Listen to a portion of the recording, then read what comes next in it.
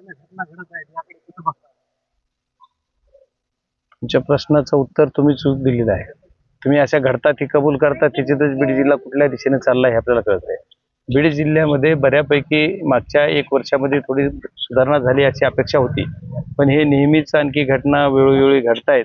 त्यासाठी अतिशय बीड जिल्ह्याची जी तुलना आपण प्रत्येक वेळेस काहीतरी लोक बोलतात वेगळ्या पद्धतीनं, पण बीड जिल्हा आपला सुसंस्कृत जिल्हा होता. बीड जिल्ह्यामध्ये मेहनती सर्व शेतकरी, कर्मचारी किंवा कष्टकरी लोक होते. त्याच्यामध्ये आता हे या मागच्या काही दिवसापासून, काही वर्षापासून त्याच्यामध्ये खूप वेगळ्या पद्धतीने वेगळ्या ट्रॅकवर हा जिल्हा जातोय आणि गुन्हेगारीचा हब आपला जिल्हा बनलाय की काय असं कधी कधी वाटतंय.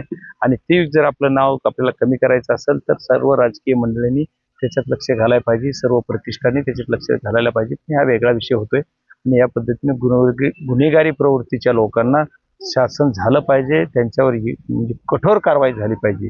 आणि जे की अशा पद्धतीचं काम करतात, जे की काही त्यांना भीती नाही, भीतीचं वातावरण नाही, पोलिसाची धमक राहिलेली नाही किंवा पोलिसचा वचक राहिलेला नाही, त्याच्यामुळे पोलिसांनी सुद्धा पोलिसाचा वचक राहील असं वचक निर्माण करणं बीड जिल्ह्यामध्ये गरजेचं आहे. व्हायरल झालेली रेकॉर्डिंग हे झोन समाजात तेढ निर्माण करणार आहे. आपण जिल्ह्याला काय आवाहन करतात? नाही, मी त्याच दिवशी सर्वांना सांगितलेलं, मी ज्या दिवशी क्लिप आली त्या दिवशी, की हा विषय जाणीवपूर्वक कुणी करत असेल, जाणीवपूर्वक कुणी बोलत असेल, पण समाजाने समाजाचं जे आपलं आपापसातलं नातं आहे ते पूर्ण दृढ करून आपण सर्वांनी एक तर चांगल्या पद्धतीने एक्यानं वागलं पाहिजे. समाजात तेढ निर्माण करण्याच्या हे प्रवृत्ती आहेत. त्याच्यामुळं कुठलाही आमचा मुस्लिम बांधव त्याच्यावर ॲग्रेसिव्ह होणार नाही किंवा झाला नाही किंवा दुसऱ्याने त्याला वेगळ्या कुठलं बघायची गरज नाही. त्यांचा सुद्धा मुस्लिम बांधवांचा सर्वांचा संयम आहे आणि आपण सर्वजण एकदम ताकदीनं एक सर्व जाती धर्माचे, त्याच्यात कुठला विकल्या जातीचा विषय, तेढ निर्माण करणारा विषय जरी कुणी करत असला तरी आपण अशा प्रवृत्तीला हिचून काढू आणि पुढे जिल्ह्याची प्रगती करायचा प्रयत्न करू. फक्त 2 आरोपी अटक आहेत. अनेकांचं म्हणणं असं आहे की 2 पेक्षा अधिक आरोपी याच्यामध्ये समावेश आहेत. हो, आता मला कुटुंब आणि सर्वांचं म्हणणं पण ऐकलं मी, त्याचं म्हणणं आहे आणि त्यांचं म्हणण्यामध्ये काहीतरी तथ्य आहे. कारण याचा जर याची प्रकृती बघितली, याची सर्व ताकद बघितली तर एवढाच म्हणजे थप्पड आणि ताकदवार मुलगा, या मुलाला 2 माणसं अशा पद्धतीने मारू शकतात असं मला नाही वाटत. मलाही ते त्यांना जे वाटतंय तेच मलाही वाटतंय. त्याच्यामुळे याच्यात अनेक माणसं असू शकतात असा संशय आहे. आणि आता ती गाडी चालवायला दुसरं कुणी होतं का, तर ते ठीक आहे. नाही, असं कळतं की ती ड्रायव्हिंग करायला होती. मला जी काही पोलिसनी माहिती दिली त्याच्यामध्ये तेच 3 जण होते. पण तुम्ही हे सर्व जर मागणी कुटुंब करत आणि यांच्या म्हणण्यानुसार जी आहे त्याच्यात काहीतरी तथ्य नक्की असलं पाहिजे. कारण ही गाडी कुणी तिथं त्यांनी सोडली त्यावेळेस गाडी कुणी नेली, ही ज्यावेळेस सरेंडर झाल्याच्या नंतर त्यांची गाडी नेली कुणी, त्याची यांची मागणी ती पाहिजे, त्याच्यावर गुन्हा पाहिजे. ज्यांनी ह्यांना 4 दिवस त्यांच्यासोबत कोण होतं हे आरोपी, ज्यावेळेस आता ज्यांनी ही जी क्लिप व्हायरल झाली त्याची व्हायरल क्लिपच्या वेळेस कुणाशी बोलत होता त्याची चौकशी झाली का, मग क्लिप व्हायरल कुणी केली, मग ह्यांचं काय, ह्याचं पण कनेक्शन सगळं झालं पाहिजे. तपासात सगळं चार्जशीटमध्ये आलं पाहिजे आणि पोलिसांना मी तसे आदेश पण देणार आहे की तसं करा पाहिजे आणि खऱ्या पद्धतीनं ट्रॅकवर तुम्ही तपास करा असंही त्यांना सांगणार आहे. व्हिडिओ एसपीना भेटून आले, एसपी साहेबांना पण बोलणार. हे मुद्दा तुम्ही लोकसभेत मांडणार आहे? 100% मांडणार ना. लोकसभेत मांडण्याचे प्रकरण वेगळे आहेत. आपण पत्रकार आहेत का? पत्रकारांनी लोकसभेत मांडताना की आमच्या पब्लिकनं मला बोल द्या, पण पत्रकारांना बोलताना लोकसभेत मांडताना त्याचे खूप वेगळे विषय आहेत. त्याला 15 दिवस आपल्याला काही नोटीस किंवा पक्षाचा त्याचा औचित्याचा मुद्दा, हा मुद्दा घेताना वेगळे विषय. पण मी कशा पद्धतीने मांडायचा तो मी प्रयत्न करेल, पण नक्की 100% हाऊसमध्ये हा विषय आणायचा प्रयत्न करणार, म्हणजे आणीलच. चाहे दुसऱ्या कुठल्या विषयाला ती माझी तेवढी कला आली 2 वर्षात तेवढी मी मांडेल, पण याचं नाव तिथं आणणार वगैरे. अगोदर पोलीस प्रशासनासोबत संवाद साधलाय, काय त्यांच्याबरोबर? नाही, मी डीवायएसपी साहेबांना अगोदर भेटलो, कारण मला इथे यायला तसा वेळ झालेला. खऱ्या अर्थाने मी लवकर यायला पाहिजे होतो, पण मी बाहेर होतो आणि मी तशी पोस्ट पण केलेली की मी बाहेर मिटिंगला असल्यामुळे आल्यानंतर भेटणार आहे. आणि त्याच्यानंतर मी थोडं, मला माझी फॅमिलीची अडचण असल्यामुळे थोडं 1 दिवस लेट झाला. पण ठीक आहे, मी आलोय आणि मी पण पूर्ण संपर्कात होतो सर्वांना. सर्व जेवढे आता इथे दिसतात त्याच्यातलं मी 50% लोकांना मी बोललेलो असेल. ज्यांचा मी मला फोन आला त्यांना मी त्याला उत्तर दिले, बोललोय आणि सगळ्यांचं सगळं हे आहे. पण तरी ह्या गोष्टी करताना आपल्याला आपण तात्पर्यतेनंही व्हायला पाहिजे होतं, पण ही थोडंसं वेळ झालाय. पण ह्या गोष्टी आपण आणखी चांगल्या याने करू. पोलीस प्रशासनानं मला असं सांगितलेलं की आपण ही जी 2च आरोपी होते हे 3 जणच एकत्र होते. त्यांची सगळी काय दिनचर्या, त्यांनी कसे कुठं घेतले, कुठं कसे ह्याला उचलून नेलं का, सर्व 3 जण एकत्र गेले. पोलीस प्रशासनानं सांगितले 3 जण एकत्र गेले.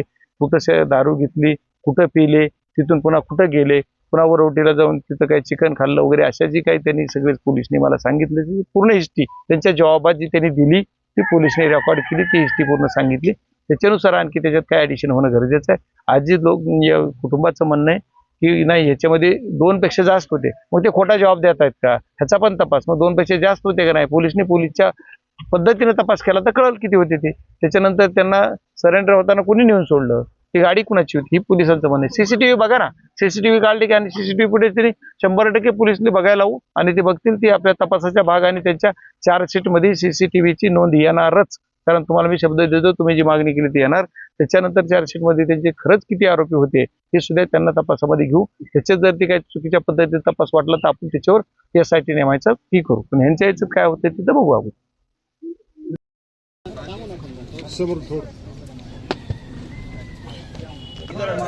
इधर लो पत्रकार कसा मोबाईल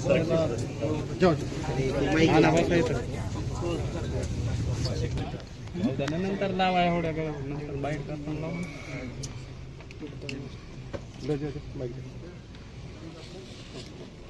हे चालू का बाईक लाव घेऊन राहा बाईक लाव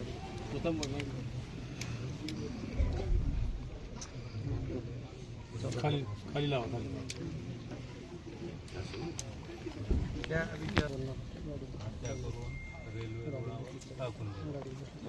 पूर्णपणे हत्या झालेली आहे. पूर्ण बघितले पूर्ण हत्या केलेली आहे. काही लहान लहान लेकरं आहे, त्याच्यावरच सगळं कुटुंबात अवलंबून होत आहे. लहान आरोपी झाले, 2 आरोपी सुद्धा जेव्हा ह्यांची तपासणीसाठी फिरवत होते तर एवढ्या ऐटीत फिरत होते हे जसं काय जण मोठं कामगिरी करून आले. त्यांना धक्का सुद्धा लावला नाही पोलिसांनी. आरोपी 2च नाही, ह्याच्यात 5-6 आरोपी आहेत. तरी आहे का प्रकार संशय आहे, पण आपण कसं सांगू शकता. जे 2 आरोपी धरलेले आहेत त्यांच्या तोंडातून निघायला पाहिजे. आपण उगाच पुरावर कसा आरोप करू. आणि सखोल चौकशी व्हायला पाहिजे. आता फोटो प्रत्येकाचे ते आपला माणूस या मुलांचं ती जी कोण आपला मुलगा जो आहे त्याच्यानंतर ही जी दुसरे 2 आरोपी त्यांचं ह्यांची एक मैत्री होती का? मैत्री होती. त्याला उचललं कुठून कसं माहिती इथं शाळा आहे. हे तुमची माहिती पोलिसांकडून बाकी माहिती घेतली दिसत पोलीस मी आता येताना चालू तर त्यांना पण रात्री 2 वाजता पुन्हा FIR केल्याच्या त्याच्यानंतर झोपलं. आता कसं आहे लोकबातमी राजकारण विषय नाही आहे. महत्त्वाचं की आपल्या त्याच्यावर न्याय मिळाला पाहिजे. त्यासाठी मी 100% आहे. त्या दिवशी पण त्यांना